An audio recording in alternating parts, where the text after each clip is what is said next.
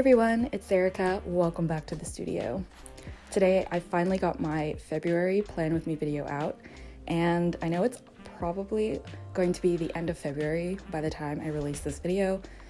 I'm so sorry. I have been very busy trying to find a chunk of uninterrupted time to record a voiceover and edit this video. Has been impossible. I'm actually a little bit out of breath because I've been doing a lot of moving around. So anyway, I just want to get into the video because I've gone on long enough, right? And for this video, it's going to be a little bit different than my other ones. I'm always varying the format, but since it's the end of February already, I have a longer one. It's going to be the setup for the monthly spread, a goals and task spread, and then I'm also doing every single week in February. So a big long video with all the different spreads, and I used a bunch of different stickers and decorations. So I hope that you enjoy it. Maybe you can even set up your March pages while you watch this video and still journal along with me. For February, I wanted to go with a bluish theme for all of my pages, and I'm using a lot of stickers from my recent shop update. So I released a bunch of vintage ephemera type of stickers in January, and I decided to use them, and I'm so happy with the way all these spreads turned out. And if you're interested in any of these stickers, they are available on my website, and the link will be down below.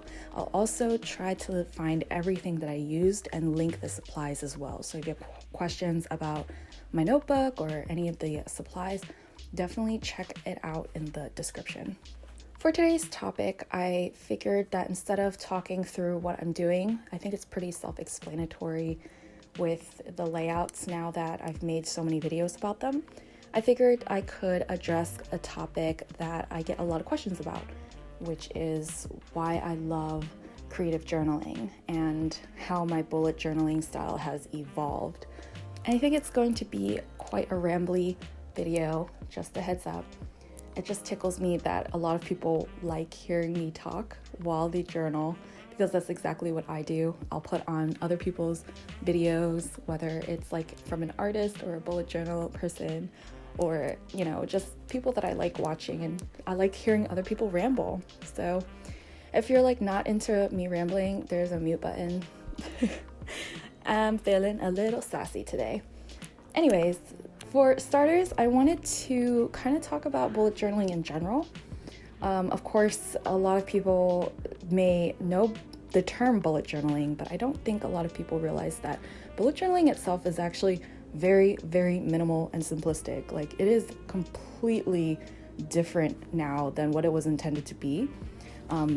Ryder Carroll was the inventor of the bullet journal method. He has a book, it's called The Bullet Journal Method, and you can read all about it in that book from the library, or go buy it and support, or you can go to bulletjournal.com, watch his introductory video, and you will get a sense of how simple it is. I cannot stress this enough. Ryder Carroll actually says that making checkboxes is too complicated. Like, that's why it's called the bullet journal method, because the tasks that you write down are just bullets, and you cross out each bullet as you complete them. Now you can see that not only are we not using bullets, we're using all types of signifiers, we're using circles for tasks and very neat squares, and we're decorating them, and we're painting in our journals. And so I think it's kind of evolved into something that is probably should be more aptly named creative planning, but I'm not about to go and revolutionize the name of it or anything like that. For me, I actually did start with the very minimal style of planning in 2015. Oh my gosh, it's been 5 years. What? So in 2015, I discovered bullet journaling because I was looking for a way to really take charge of my planner. I really didn't like predated planners, and so I found bullet journaling, and it was awesome. I did not have any sort of social media presence at that time. I started my social media stuff, you know, Instagram and YouTube and all that, in 2017, I believe. But in 2015, I was working 2 part-time jobs, and I really needed, you know, a customized way to make collections, and make different lists for both of my jobs and kind of keep things in check. Both jobs were kind of convoluted for being part-time jobs, so it was like it equaled to more work than an actual full-time job. So the bullet journal method worked out really well for me, just bare bones and minimal. I bought a book from TJ Maxx. I think it was only $3 or something, much cheaper than the notebooks that I buy today. And I didn't really care for like all the fancy decorations and drawing. I didn't even know that was part of the bullet journal community. I did love stationery and things like that and art supplies, but not to the extent that I do now. I started embracing the bullet journal method. I didn't think it was 100% perfect, so I started looking for inspiration on how to hack it on Pinterest and on Instagram under the hashtags. And then I found this huge community of people that were taking the bullet journal method and adding all kinds of personal flair to it. And as a person who was an artist, I was working at an art museum, I was so excited about it. I said, oh my goodness, this is amazing. I'm already looking at my planner, this bullet journal notebook, every single day, all the time, multiple times a day. Why not make it fun to look at? And then from there, it was just down the rabbit hole. I just started going ham with all of the washi tapes and the different pens and highlighters, all kinds of things. My style has changed wildly over the last 5 years, and finally you see this vintage aesthetic now. I've gone through so many notebooks, different types of notebooks, and tried out different things.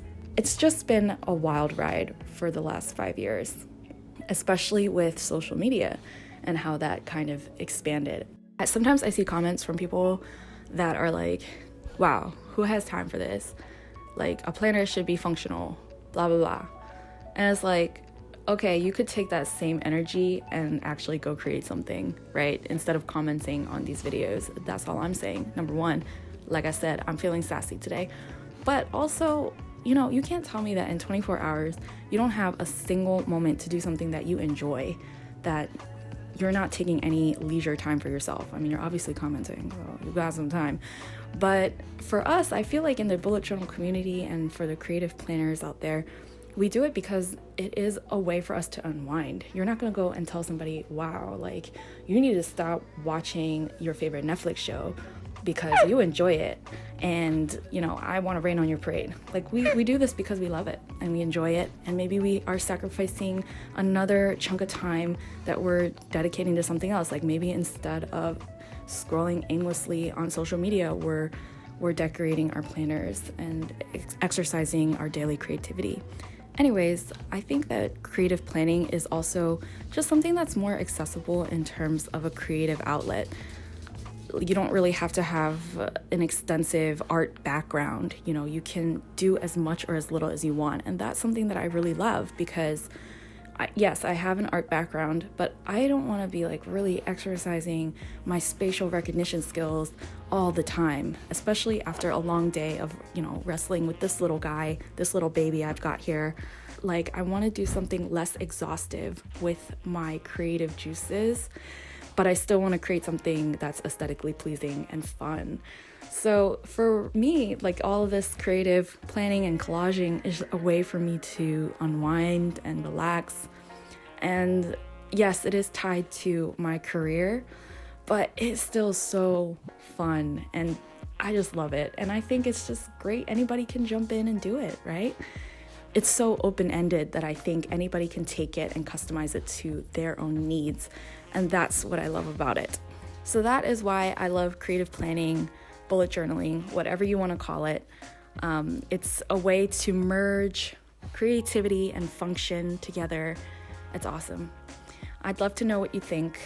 Did it resonate with you? Do you disagree with me on anything? Let me know. I do want to thank everybody for leaving these comments. To be honest, I can't actually read every single one because I am just so busy with, my life. It's just crazy right now, my personal life anyway. If you leave a comment within like the day that I post it, I'll probably read it. I'm not even gonna lie. It's just so nuts in my life right now. Yeah. And that is another reason why I love doing this, because it is a moment of calm that I don't have very often. So yeah, that is probably the most important reason, actually. My whole life is chaos, and this channel and all of my stationery is just a little escape for me. Yeah, that's the very last reason. Alright, that is it for my video. I hope you enjoyed it, even though it was crazy long and rambly, and hope you got some creative work done. For my next video, which is March, plan with me, I am going to try to do a real-time video where I chat through some things, and it'll be even longer. And then maybe that after that I'll do like a short one where it's all sped up. Who knows? I like to keep it fresh for me and for you, right? I don't want to get bored doing the same thing. I don't want you to get bored. And also, I want to meet the needs of those who love long videos and also the people who really don't care for the long videos. All right, everyone. Until the next video, happy journaling, happy art making, and I'll see you next time. Bye.